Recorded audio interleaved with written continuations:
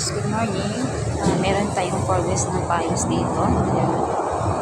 Bali, ang unit niya anyway. Ayan po. Pinalitan ko yung kanyang bearing. Kasi matabil na po yung gulong. Pinalitan ko